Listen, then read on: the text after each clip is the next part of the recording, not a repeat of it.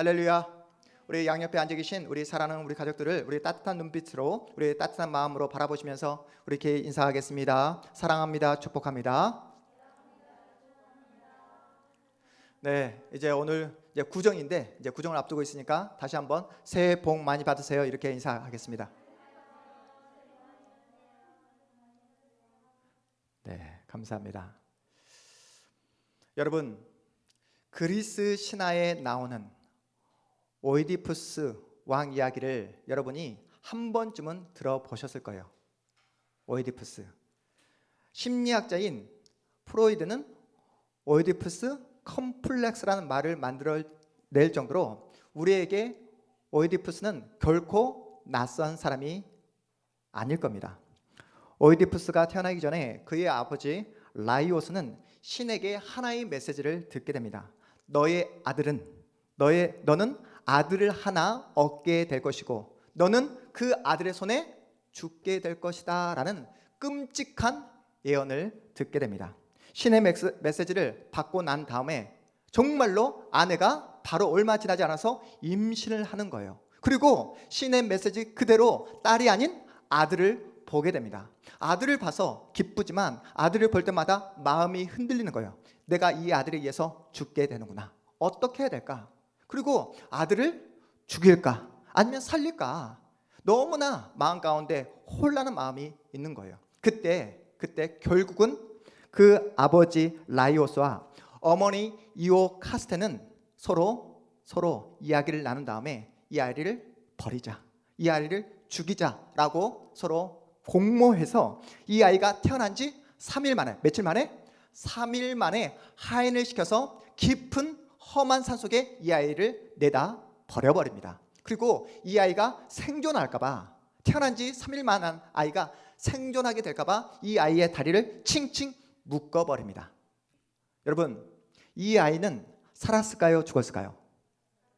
네, 죽었으면 이야기가 더 이상 전개되지 않겠죠. 그 험한 산을 오르던 한 양치기가 우연히 두 발이 묶인 이 어린아이의 울음소리를 듣게 되는 겁니다. 그리고 마침 자식이 없어 괴로워하던 코린토스 왕과 왕비에게 이 아이를 선사합니다. 오이디푸스는 자신이 입양되었다는 사실을 모른 채 코린토스 왕궁에서 유복하게 자라나게 됩니다.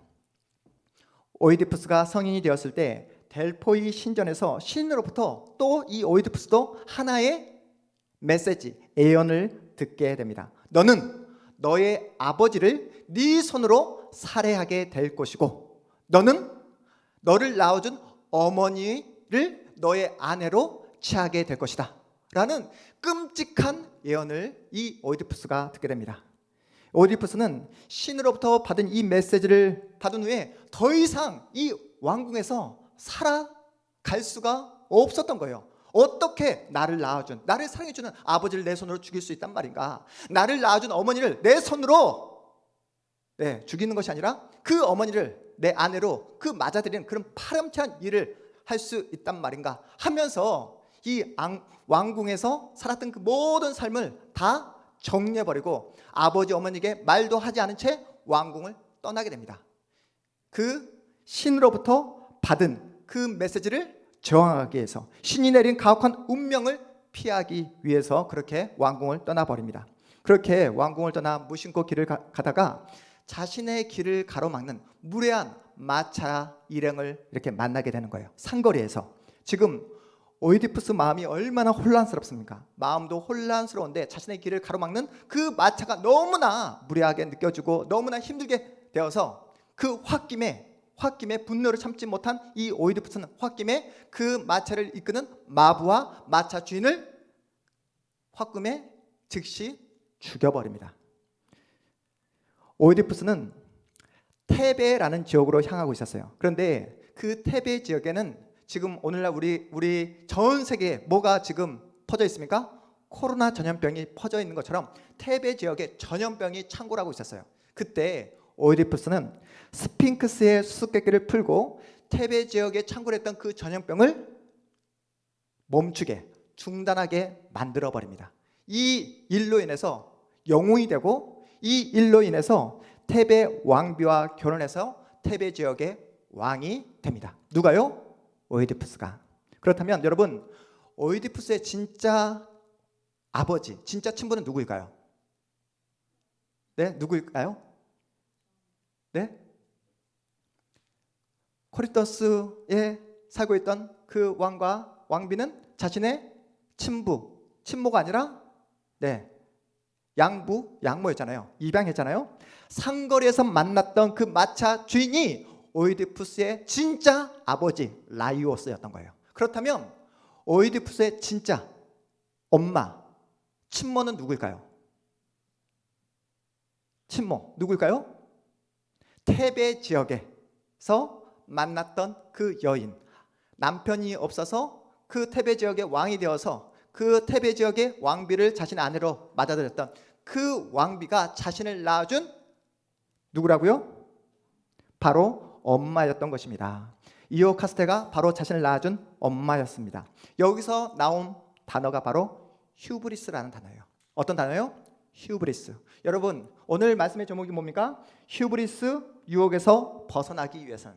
여러분, 휴브리스 단어의 정의가 뭘까요? 휴브리스 단어의 정의, 신의 영역까지 침범하려고 하는 인간의 오만, 인간의 교만을 가리켜 뭐라고 한다? 휴브리스. 여러분, 성경도 우리에게 말씀하고 있지 않습니까? 교만은 패망의 선봉이요, 거만한 마음은 넘어짐의 앞잡이니라, 이렇게 말씀하고 있습니다. 여러분, 교만이 뭐라고요? 교만이 패망의 선봉이요, 거만한 마음이 넘어짐의 뭐다? 앞잡이다, 이렇게 말씀합니다. 휴브리스는 인간이 자신의 힘과 능력을 과신했다가는 넘어질 수밖에 없다는 뜻입니다.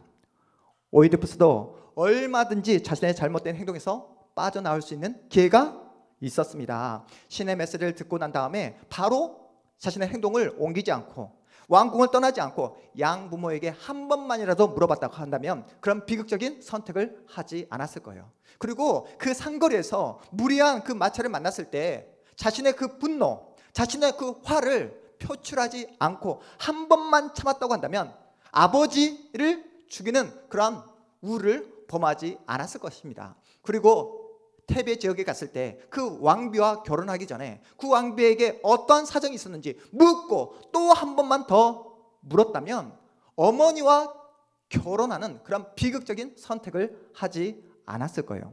충분히 잘못을 시정하고 충분히 교정할 수 있었음에도 불구하고 나는 틀리지 않아, 나는 절대로 틀리지 않아, 내가 지금까지 했던 그 모든 선택은 다 옳았어, 이러한 교만, 이런 오만이 뭐라고요? 바로 휴브리스입니다. 휴브리스. 지금도 자신의 편견과 아집에 사로잡혀 휴브리스에 사로잡혀 몰락하는 사람들이 얼마나 많은지 몰라요. 오늘 본문에도 휴브리스에 사로잡힌 한 인물을 성경이 우리에게 소개하고 있습니다. 그 인물이 누구입니까? 바로 사울 왕입니다. 사울 왕은 사무엘상 24장에서 생리현상을 해결하기 위해 동굴에 홀로 들어갔다가 다윗의 칼에 죽을 뻔한 그런 위기를 맞이하게 되잖아요. 다윗이 자신의 단칼에 죽일 수 있음에도 불구하고 전혀 해를 가하지 않는 다윗을 향해 사울이 뭐라고 했습니까? 다시는 너를 추적하지 않겠다. 다시는 너를 쫓지 않겠다. 장차 네가 나의 뒤를 이어서 이스라엘 왕이 될 것이다 라는 그런 놀라운 약속을 하게 됩니다. 그 약속을 철석같이 한 사울이 잉크도 마르기 전에 어떠한 행동을 하게 되는지 오늘 우리가 말씀 읽지 않았지만 우리 사무엘상 25장 마지막 절, 우리 44절 말씀 함께 읽어보도록 하겠습니다. 44절 함께 읽습니다. 시작. 사울이 그의 딸 다윗의 아내 미가를 갈림에 사는 라이스의 아들 발데에게 주었더라. 여러분, 사울의 그 증오, 다윗을 향한 미움이 느껴지십니까? 이미 미갈이 누구라고요? 다윗의 아내예요. 자신의 딸이지만 이미 출가한 그런 여인입니다. 그럼에도 불구하고 다윗이 너무나 미워서, 너무나 증오심이 강력해서 다윗을 죽여버리겠다라는 그 마음이 너무나 강력해서 그 미갈, 자신의 딸을, 그 미갈을 그 마음대로 파혼시켜버리고 일방적으로 다른 남자에게 그렇게 시집을 보내버린 그런 사울의 모습입니다. 더 나아가 10사람들로부터 다윗이 어디에 지금 머물고 있다는 그런 첩보가 들려오자마자 그 사울의 마음 가운데 그 품고 있었던 그 죄성이 다시 한번 활화산처럼 폭발하기 시작합니다.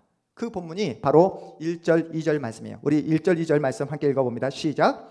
10사람이 기브아에 와서 사울에게 말하여 이르되 다윗이 광야 앞 하길라 산에 숨지 아니하였나이까 하매 사울이 일어나 10광야에서 다윗을 찾으려고 이스라엘에서 택한 사람 3,000명과 함께 10광야로 내려가서 사울은 다윗이 어디에 숨어 있다? 하길라 산에 숨어 있다는 그 첩보를 듣자마자 이스라엘 전역에서 가장 훈련이 잘된 몇 명? 3,000명의 정예 그 군인을 뽑습니다. 그리고 다윗을 당장 없애버리겠다라는 그런 일념을 가지고 하길라 산으로 그 3,000명을 데리고 몰아가는 그런 장면이에요. 사울은 다윗의 은신처를 이미 알고 있습니다. 드디어 다윗과 자신과의 그 긴긴 악연이 이번에 끝장낼 그런 조로의 기회다라고 그렇게 생각을 했을 겁니다. 여러분, 다윗을 따르는 다윗과 함께하는 군인의 수가 몇 명입니까? 우리가 계속해서 살펴보고 있는데 몇 명이죠?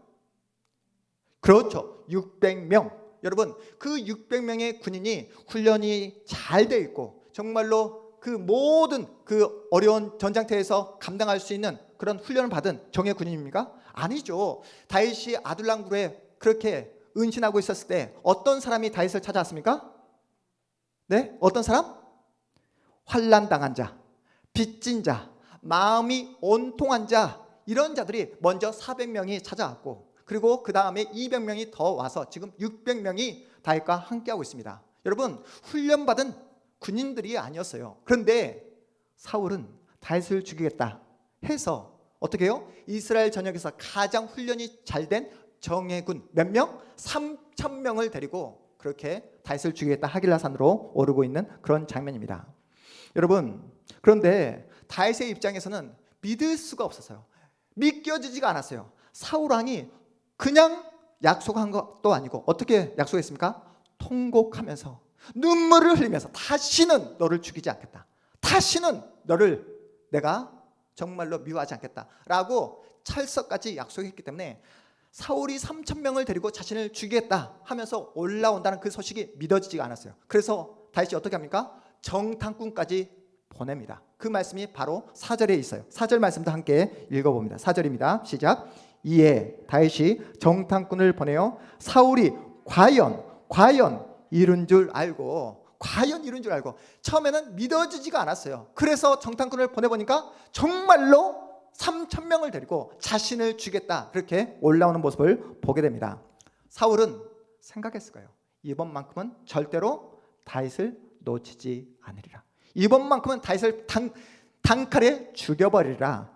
이미 다윗의 목숨이 자신의 손 안에 있다라고 자신했을 겁니다. 왜요? 자기 뒤에 누가 있다?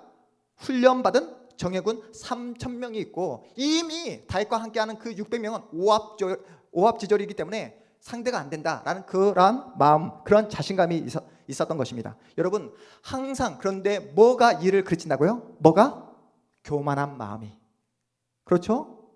휴브리스가 얼마든지 내 힘으로 당장 이 문제를 해결해 나갈 수 있다라는 휴브리스가 이를 그르치게 됩니다.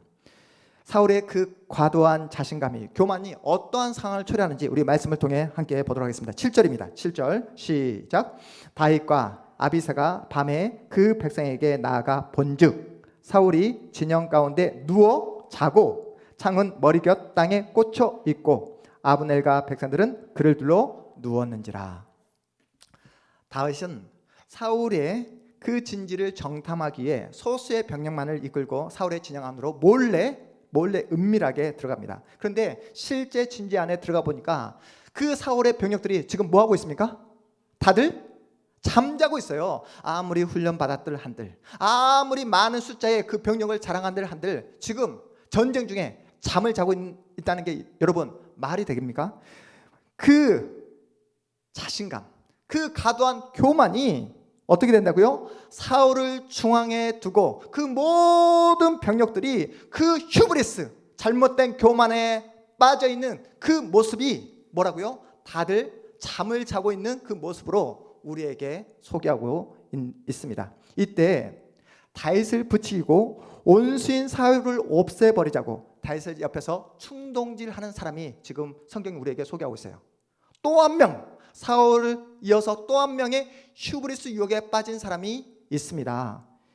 하나님이 기름 분 자를 당신이 죽일 수 없다고 한다면 제가 한 방에 처단해 버리겠습니다. 저에게 명령만 내려 주십시오 하면서 그 다윗의 마음에 기름 부었던 사람이 누구입니까? 네, 그렇습니다. 우리 8절 말씀 함께 읽어봅니다. 8절 시작. 아비새가 다윗에게 이르되 하나님이 오늘 당신의 온수를 당신의 손에 넘기셨나이다. 그러므로 청하오니 내가 창으로 그를 찔러서 단번에 땅에 꽂게 하소서. 내가 그를 2번 찌를 것이 없으리이다 하니. 여러분 한번 생각해 보세요. 다윗의 입장에서 보면 얼마나 좋은 계획입니까? 네, 자기 손에 피 한 방울 묻히지 않고 온수 사울을 죽일 수 있는 조례의 기회입니다. 눈 한번 딱 감고 그래 아비새야 네가 마음대로 해라. 네가 원하는 대로 해라. 이렇게 명령만 내리면 이제는 긴긴 악연, 사울과의 긴긴 악연을 끊을 수 있는 조례의 기회입니다. 이 기회를 놓치게 된다면 또다시 다윗의 목숨이 위태로울 수 있는 그런 상황이 초래될 수 있는 상황이었어요. 여러분 그런데 사람이 언제 실수합니까? 힘들고 어려운 상황에서는 웬만해서는 사람들은 실수하지 않습니다.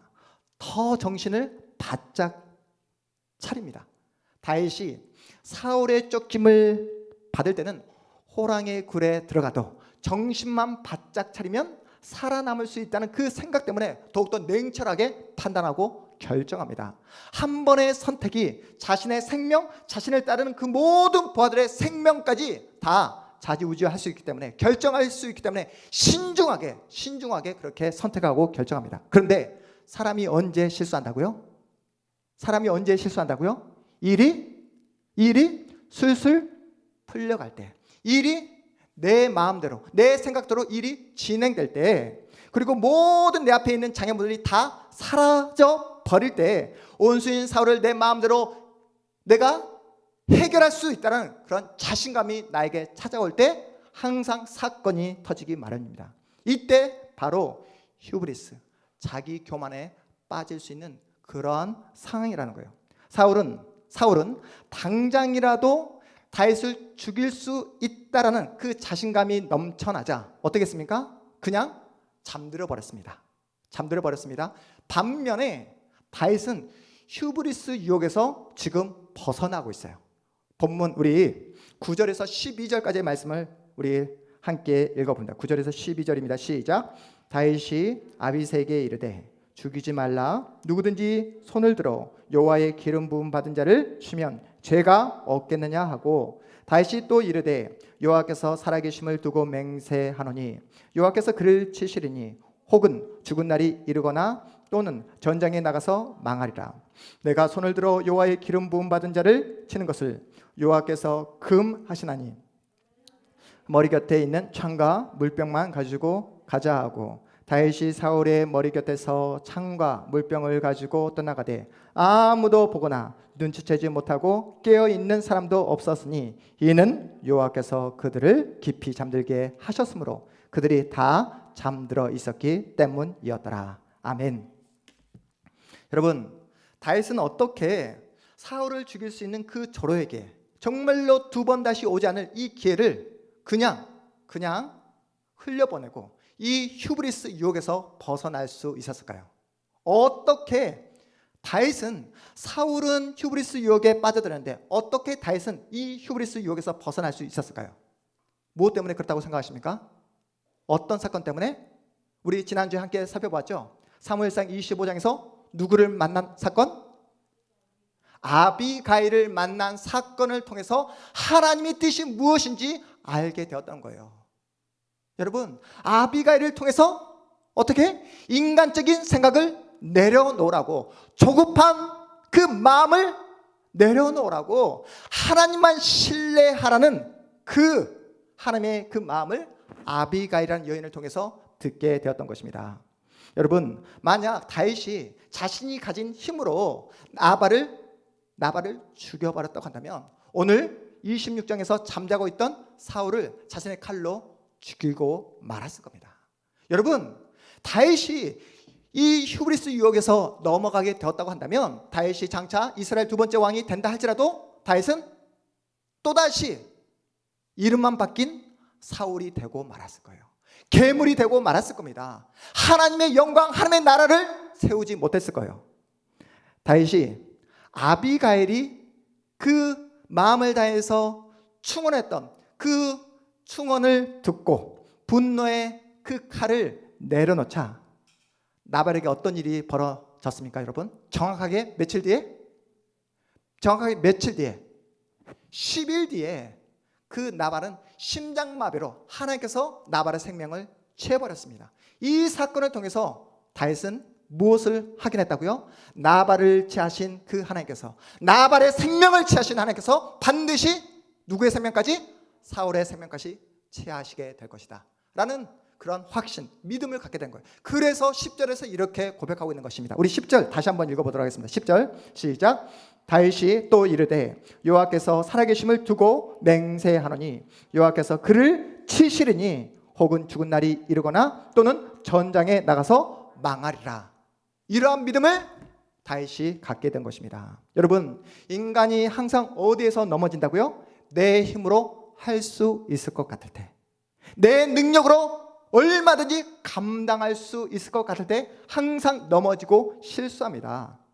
여러분, 하나님을 신뢰하지 못하고 자기 자신을 신뢰할 때 인간은 얼마든지 휴브리스 유혹에 빠져들 수 있다는 거예요. 여러분, 신자가 누구입니까? 하나님을 믿는 사람이 바로 신자입니다. 여러분, 하나님을 믿는다는 것이 무엇입니까? 하나님을 믿는다는 것은 뭐냐면 날마다 내 인생을 하나님께 던지는 거예요. 하나님께 내 인생을 맡기는 겁니다. 우리 사랑하는 우리 성도님들, 백 있으십니까? 우리 조은수 집사님 백 있어요? 네, 백. 인맥 있습니까? 네. 지금 대선이 얼마 남지 않았잖아요. 네. 이재명을 지지할 것인가? 윤석열을 지지할 것인가? 또 이리 재고 저리 재면서 이리저리 고민하면서 내가 윤석열을 끈을 잡을 것인가? 이재명 끈을 잡아야지 앞으로 내 인생이 편안하게 될까라는 그렇게 고민하면서 염려하면서 그렇게 하는 사람들이 있더라고요. 어떤 사람은 청와대 내가 아는 사람이 있다. 내 시계를 봐라. 그 사람이 나에게 준 시계다 하면서 자신의 인맥을 자랑한 사람이 있습니다. 또 어떤 사람은 인기 있는 그 누구를 안다. 그 인기 있는 사람의 이름을 대면서 자신의 인맥을 자랑하는 사람이 있습니다.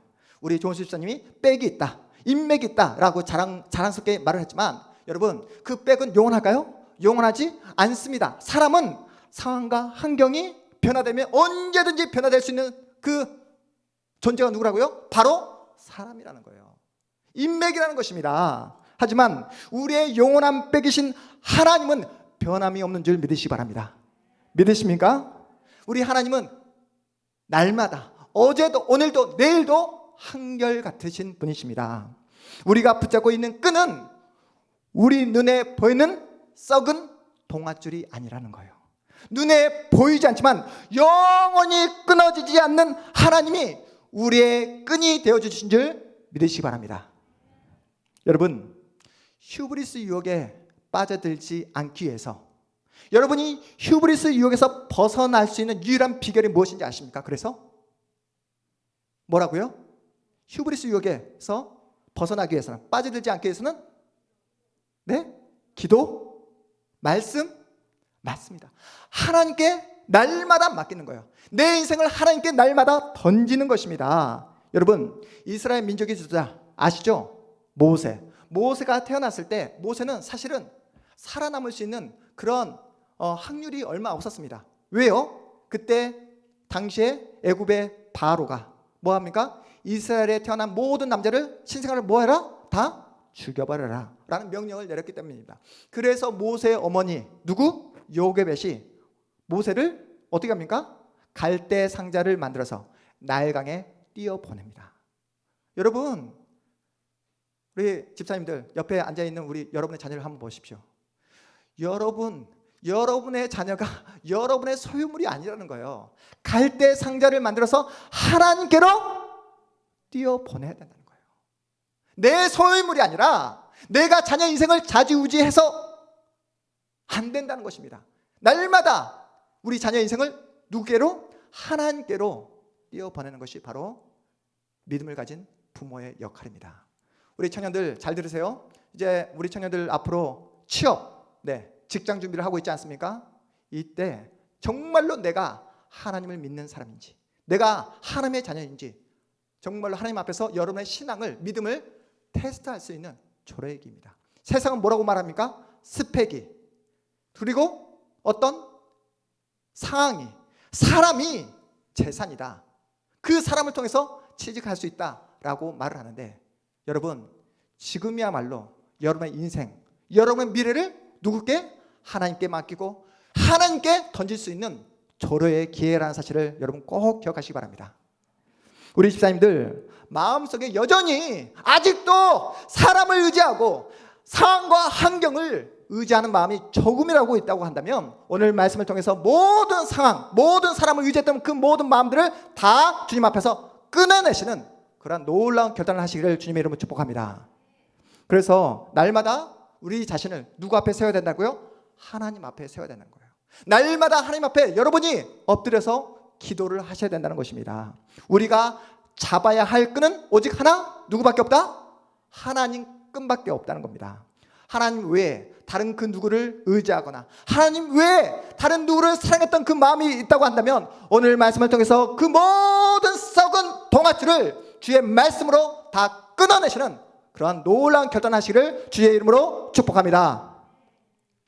우리 하나님은 절대로 한 손으로는 세상의 줄을 잡는 손, 또 한 손으로는 하나님의 끈을 잡는 손, 이렇게 살아가는 여러분의 모습을 절대로 용납하거나 용인하지 않습니다.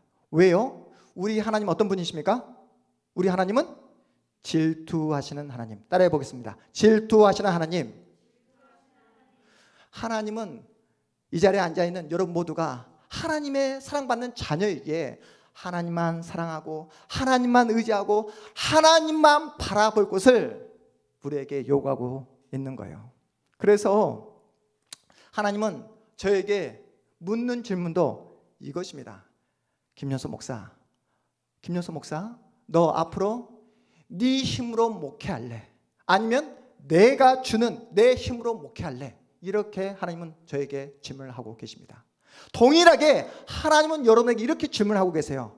네 힘으로 살아갈래? 아니면 내 힘으로 살아갈래? 여러분, 그래서 교회는 더욱더 인간적인 생각을 주님 앞에 내려놓고 인간적인 그 방법이 더 이상 작동되지 않는 곳이 바로 교회가 되어야 된다는 사실입니다. 여러분, 그래서 목사가 힘을 가져서는 된다 안 된다? 된다 안 된다? 안 된다는 거예요. 여러분, 카리스마 있는 목사님들 좋아하시잖아요. 그렇죠? 여러분, 카리스마 있는 목사님들 좋아하시다가 여러분